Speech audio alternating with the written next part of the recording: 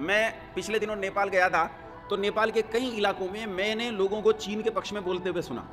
मेरे कई संबोधन में लोगों ने उठकर इस बात का विरोध किया कि आप यहाँ भारतीयता का प्रचार प्रसार न करें, ये भारतीयता वाला क्षेत्र नहीं, ये नेपाल की हालत है। अरुणाचल प्रदेश को चीन अपने नक्शे में दिखा चुका है पूरी तरह, पूरा का पूरा चीन। अभी पिछले दिनों, ये 1.5 महीना बीता है, चीन ने अरुणाचल प्रदेश के 8 बड़े कस्बों के नाम बदल दिए और नाम बदलकर अपनी भाषा में रख दिए। अब ताज्जुब की बात यह है, वो जो 8 कस्बे हैं, जो अरुणाचल प्रदेश के कस्बे हैं, भारत का हिस्सा है, वहां आप जा भी नहीं सकते। वहां चाइनीज रहते हैं, उन्होंने अपनी आबादी को लाकर उतने इलाके में बसा दिया है। लेकिन क्या केवल भारत इतना ही था जितना मैंने बताया? चाइना ऑक्यूपाइड कश्मीर या पाकिस्तान ऑक्यूपाइड कश्मीर या नेपाल या इसके परे का लद्दाख है या म्यांमार, जिसे ब्रह्म देश कहते हैं, वो म्यांमार है ना। पाकिस्तान भी तो भारत का था, बोलो हाँ के ना? हाँ के ना? था कि नहीं था? और पाकिस्तान के पास जो दूसरा देश है, ये हमेशा याद रखना, पाकिस्तान के साथ सिंध और बलूचिस्तान को कभी मत जोड़ना। अपनी मानसिकता तो बनाओ कि बलूचिस्तान और सिंध पाकिस्तान का हिस्सा नहीं है। तो बलूचिस्तान जो है और सिंध जो है, ये पाकिस्तान का हिस्सा नहीं है, ये भी कभी भारत का हिस्सा थे और आज भारत का हिस्सा नहीं है। लेकिन इसके परे जाओ, मेरी ओर ध्यान दो, इसके परे जाओ, पाकिस्तान के परे अफगानिस्तान और उज्बेकिस्तान, तुर्कमेनिस्तान, तजाकिस्तान और कजाकिस्तान, ये 4 देश हैं, ये भारत का हिस्सा थे। अब इसके परे क्या आता है? यूक्रेन। क्या आता है इसके परे? ये पूरा का पूरा इलाका ये भारत था, लेकिन आज भारत की ये जमीन सारी छीन चुकी है, ये भारत के पास नहीं है, भारत बचा थोड़ा सा।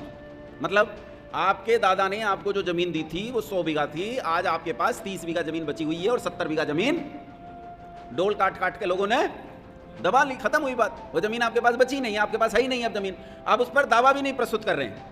अच्छा, आप तहसील में जाकर ये दावा तो ठोकते हो कि जमीन हमारी है, लेकिन उस दावे को माना नहीं जाता है क्योंकि समाज उसके पक्ष में नहीं रहा, आपने समाज पे काम ही नहीं किया। तो पहली चीज जमीन गई आपके हाथ से, दूसरी चीज समाज गया। जाके सुनना मेरी बात, समाज कितना गया, लोग कितने गए? इस देश में कितने मुसलमान रहते हैं? सरकार कहती है 24 करोड़ कहती है सरकार। अब सरकार के कुछ नेता उसे 30 करोड़ बोलने लगे, लेकिन 35 करोड़ के आसपास मान के चलो। कितने मुसलमान रहते हैं भारतवर्ष में? 35 करोड़। और ये 35 करोड़ मुसलमान कहां से आए? बोलो, जॉर्डन से आए, सऊदी अरेबिया से, ईरान से, इराक से, या यहीं के लोग हैं? चेयरमैनी का इलेक्शन जीता है, उसका नाम है इस्लाम त्यागी। क्या नाम है इसका? इस्लाम त्यागी। जिसके नाम के सामने त्यागी लिखा हुआ है, ये कौन था बोलो?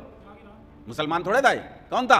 हिंदू था। और जिसके नाम के सामने चौधरी लिखा हुआ है, चौधरी फतेहदीन, हिंदू था। जिसके नाम के सामने मलिक लिखा हुआ है, वो ये हमारे पास में गांव है कुल्हेड़ी, कुल्हेड़ी में रांगड़ रहते हैं। रांगड़ कौन है भाई? मूले राजपूत। ये पहले राजपूत थे, बाद में कन्वर्ट किया गया, अब मुसलमान बन गए। देवबंद के आसपास का वो सारा इलाका है जिसमें गुजर और राजपूत रहते हैं, मुसलमान गुजर और मुसलमान राजपूत रहते हैं। ये मुसलमान गुजर, मुसलमान राजपूत, मुसलमान त्यागी, मुसलमान जाट, ये जितने हैं इस देश में सब कन्वर्टेड हैं। बोलो हाँ के ना? है कि नहीं? इस देश में जो मुसलमान आए हैं वो दशमलव में भी नहीं आए हैं। टोटल मुसलमानों की जो आबादी इस देश में रहती है वो कभी कभी मैं कहता हूं 99%, लेकिन मैं कहता हूं 100% यहीं के हैं, 100% यहीं के हैं। ये पास में गांव है मथुरा, मथुरा में पठान रहते हैं, मुसलमान। पठान मुसलमानों की मूल बिरादरी है। 4 बिरादरी है मुसलमानों की, मुगल, सैयद, शेख और पठान। ये 4 बिरादरी जो हैं मूल बिरादरी हैं जो बाहर से आई हैं। लेकिन उनमें जाके देखो, क्या वो पठान वास्तव में वही पठान है जो बाहर से आए थे? अरे 3.5 फुट का आदमी कहां से पठान हो गया भाई? हैं? पठान ठंडे क्षेत्र में है, लंबाई अच्छी होती थी, तो 3.5 फुट का ये पठान नहीं है। ये इन्हीं राजपूतों में से, जाटों में से किसी की संतान होगा। हैं? ऐसे यूं ही लिख रहा है, या फिर थोड़ा बहुत लेना देना चलता रहता है, उसी लेने देने में कहीं पैदा हो गए होंगे। हैं? ये 100% यहीं की पैदाइश हैं। 35 करोड़ मुसलमान कन्वर्ट किए गए हैं। यानी मुसलमानों ने कितने लोगों को कब्जा लिया आपके? बोलो बोलो, संख्या बोलो, कितनी? कितने का कन्वर्जन किया? 35 करोड़ का ना, 35 करोड़ का नहीं। जो पाकिस्तान में 25 करोड़ रहते हैं, ये सारे कन्वर्टेड है। ये सारे कन्वर्टेड ही तो हैं। पाकिस्तान भारत का ही तो हिस्सा था। 25 और 35 कितने हो गए? अरे बोल पड़ो, कितने हो गए? और 20 करोड़ जो बांग्लादेश में है, कितने हो गए? ये कन्वर्टेड हैं, ये सारे कन्वर्टेड हैं। मैं जो बता रहा हूं आपको, 5 करोड़ जो श्रीलंका, नेपाल, भूटान, ऐसे जो छोटे छोटे देश हैं हमारे आसपास, इनमें लगभग 5 करोड़ मुसलमान रहते हैं। ये भी सारे कन्वर्टेड हैं। कहां से आए? ये कहीं बाहर से नहीं आए, यहीं के हैं। जोड़ो, कितने हो गए? 85 करोड़। और 5 करोड़ मुसलमान अफगानिस्तान के। टोटल कितने हो गए? बोलो, 90 करोड़ मुसलमान। और तुम्हारे आसपास की सीमाओं पर बसे हुए मुसलमान, जैसे ये रोहिंग्या आ गए, पता नहीं कौन कौन, इस तरह के हजारों तरह के मुसलमान हैं जो अलग चाइना से आ गए, पिटा के आ गए, इधर उधर बसे हुए हैं, छुटपुट। 8 से 10 करोड़ की आबादी इनकी है। 100 करोड़ लोगों का धर्मांतरण किया, 100 करोड़ का। राष्ट्र के कितने अंग बताए थे मैंने? 4। पहला अंग क्या था? जमीन। मैंने तुम्हें बताया कितनी जमीन तुम्हारी कब्जा ली। और दूसरा अंग क्या था? पॉपुलेशन। पॉपुलेशन देख लो, 100 करोड़ लोगों का धर्मांतरण किया है। कितने लोगों का? 100 करोड़ का। अच्छा, तुम जितने यहां बैठे हो ये वे सारे हिंदू हैं जो हिंदू धर्म के लिए काम करना चाहते हैं? बोलो हाँ कि ना। अच्छा, हाथ खड़े करो, कितने लोगों ने अब तक धर्मांतरण किया? एक आदमी का भी। कितने लोगों को हमने कन्वर्ट किया है, इस पे विचार करके देखो। उन्होंने कितनों को कन्वर्ट किया है? 100 करोड़ को।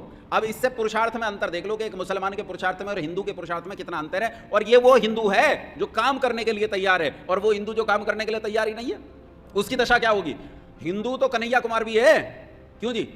हिंदू तो कन्हैया कुमार भी है। अब कन्हैया कुमार वो जो कहता है भारत तेरे टुकड़े होंगे इंशाअल्लाह इंशाअल्लाह, वो भी तो हिंदू है। हिंदू तो राहुल गांधी भी है। राहुल गांधी जो कैम्ब्रिज यूनिवर्सिटी में बैठ के कहता है कि भारत कोई राष्ट्र नहीं है, बल्कि ये तो टुकड़ों टुकड़ों से मिलकर बना हुआ है, राष्ट्र का कोई मतलब ही नहीं।